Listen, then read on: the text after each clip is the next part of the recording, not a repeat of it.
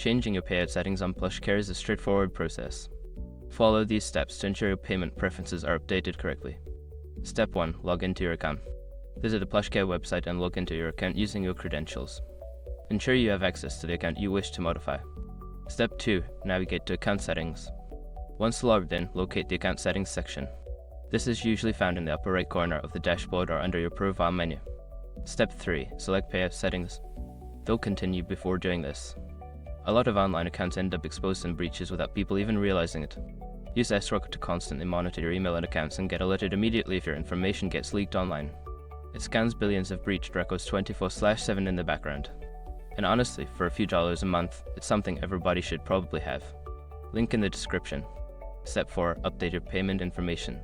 In the Payout Settings section, you can edit your payment method, bank account details, or other relevant information.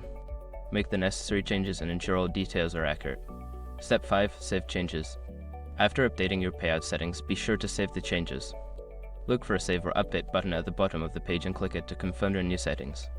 By following these steps, you can easily change your payout settings on PlushCare. Make sure to review your information regularly to keep it up to date.